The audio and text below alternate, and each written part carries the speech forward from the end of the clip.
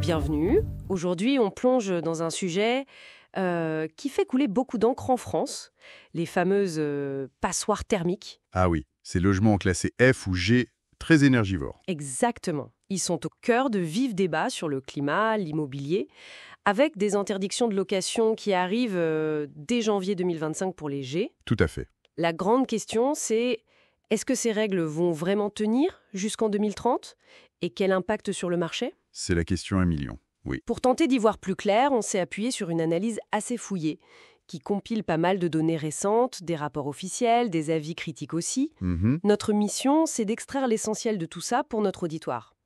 Alors, on décortique ça ensemble. Allons-y. Bon, pour commencer, rappelons peut-être pourquoi on parle tant de ces passoires. C'est lié à quoi, au juste ? C'est directement lié aux objectifs climatiques de la France. L'accord de Paris, c'est ça ? Oui, l'accord de Paris, la loi énergie-climat de 2019, l'objectif de neutralité carbone en 2050, et le bâtiment, là-dedans, pèse très lourd. Ah oui, c'est-à-dire ? On parle de 40% de la consommation d'énergie nationale 40% ? et 36% des émissions de gaz à effet de serre. Donc, c'est un levier majeur. Rendre les logements plus sobres, c'est devenu incontournable. D'accord, je vois. Et donc la réponse a été quoi, concrètement ?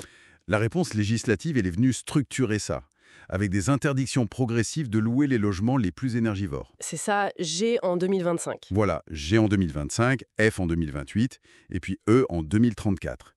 Ça, c'est la loi climat et résilience de 2021. D'accord. Et il y a aussi des règles pour le neuf, non ? Tout à fait. S'ajoute à ça la R 2020, la réglementation environnementale 2020. Elle impose des normes de construction très strictes pour les bâtiments neufs. Pour limiter l'empreinte carbone dès le départ. Exactement.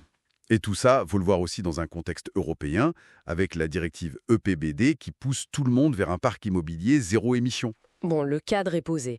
Mais la grande interrogation, celle qu'on entend partout, est-ce que tout ce calendrier il pourrait être remis en cause d'ici 2030 ? C'est la question clé, oui. Et d'après les analyses actuelles, disons que c'est assez peu probable. Ah bon ? Pourquoi ?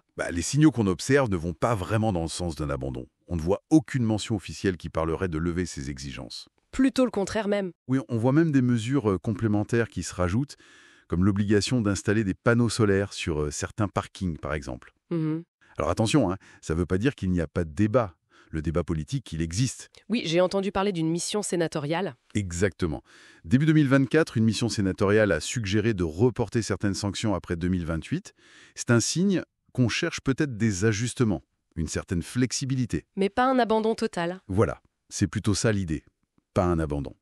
Et puis il y a des personnalités comme Édouard Philippe qui ont aussi alerté sur les délais jugés serrés et le risque d'aggraver la crise du logement. C'est un vrai sujet, ça aussi. Bien sûr. Les facteurs économiques vont peser, c'est certain. Mais les engagements internationaux de la France sont là, et ils rendent un rétropédalage complet très difficile à imaginer. Donc des ajustements, c'est possible, mais un retrait complet semble très improbable. D'accord. Donc, si on part du principe que ces règles tiennent bon, à quoi va ressembler le marché immobilier en 2030 ? Ça risque de bouger pas mal, non ? Ah oui, là il faut s'attendre à des secousses, clairement. Déjà, on voit que la valeur des biens est en train d'évoluer sérieusement. C'est-à-dire ? Une étude C-Logé de 2024 montre une décote moyenne qui interpelle quand même. Moins 15% pour un logement classé G. Moins 15%. Et moins 10% pour un F.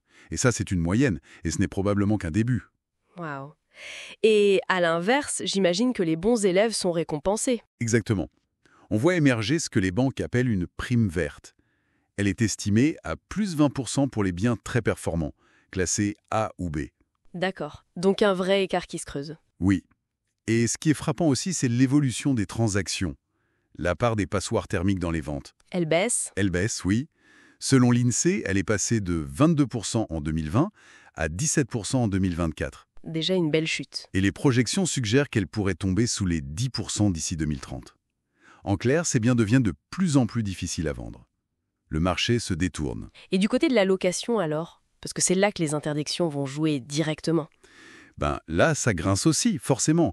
On s'attend à une réduction de l'offre locative pour ces biens. Surtout dans les zones tendues, j'imagine. Oui, notamment dans les grandes villes. À Paris, par exemple, un acteur comme Paris Property Group anticipe une baisse de 18% de l'offre locative d'ici 2028. 18%. Oh, Mais ça veut ça dire veut dire... moins de choix pour les locataires. Et une pression à la hausse sur les loyers des logements qui sont conformes ou rénovés. Logiquement, oui. Ça risque de piquer pour ceux qui cherchent à se loger. Ce qui nous amène à une question plus sociale, non? Tout à fait.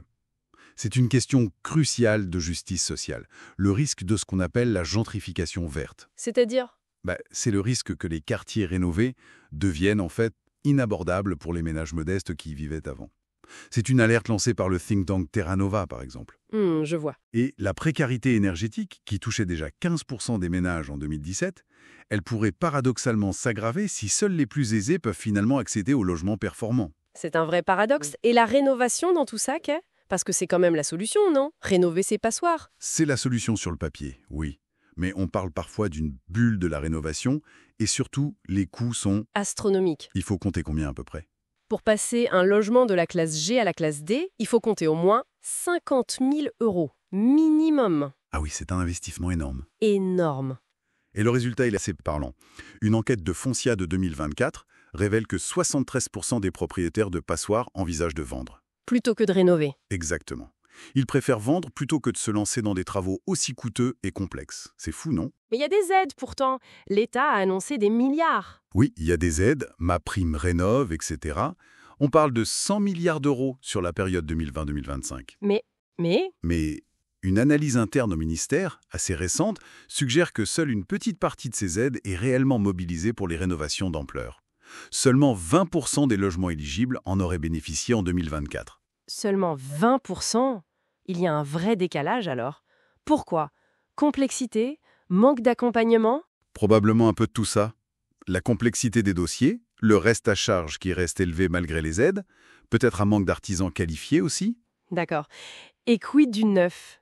La RE 2020, on en parlait. Oui, la RE 2020 pousse à construire bas carbone, c'est une bonne chose, mais ça rend aussi la construction neuve plus chère. Ce qui n'aide pas pour l'accessibilité.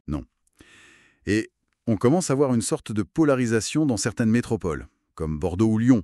D'un côté, des quartiers neufs très performants, et de l'autre, un parc ancien qui se dégrade et peine à être rénové. Une fracture immobilière, en quelque sorte. C'est un peu ça. D'ailleurs, certains experts, comme ceux de Longevity Partners, émettent même des doutes sur notre capacité à atteindre les objectifs globaux de rénovation, vu tous ces freins qu'on vient d'évoquer. Bon, si on essaie de faire une synthèse rapide, on a un marché immobilier qui se transforme. Très vite. Très vite, oui. Qui valorise de plus en plus la performance énergétique, Tout à fait. mais qui soulève d'énormes défis sociaux, économiques. C'est exactement ça. On est vraiment face à une tension très nette. D'un côté, les objectifs climatiques, qui sont indispensables, et de l'autre, les impératifs d'accessibilité au logement, d'équité sociale. Et les débats politiques actuels le montrent bien. Oui, les discussions sur les délais, sur l'accompagnement nécessaire, comme celle relayée par la sénatrice Dominique Estrosi Sassone, tout ça illustre parfaitement cette friction entre l'ambition écologique qu'on affiche et la réalité économique, parfois difficile, vécue par les ménages et les propriétaires. Donc, pour conclure, le paysage immobilier français en 2030, Il sera sans doute très différent de celui qu'on connaît aujourd'hui. très différent, oui. Moins de passoires sur le marché locatif, c'est quasi certain. Des biens performants, plus chers, plus valorisés. Oui. Et une pression immense sur la rénovation, que ce soit pour les propriétaires occupants ou les bailleurs. Mais la question de fond demeure. Absolument, au-delà des chiffres, des lois, des pourcentages, la vraie question qui reste posée, c'est comment va-t-on réussir à concilier cette nécessaire, cette indispensable transition écologique avec le droit fondamental de chacun à pouvoir se loger dignement à un coût abordable. Quels arbitrages on est prêt à faire collectivement? C'est ça. Quels arbitrages pour un avenir qui soit à la fois durable pour la planète et juste pour tous ses habitants? Voilà qui donne vraiment matière à réfléchir. Merci beaucoup d'avoir exploré ce sujet complexe avec nous.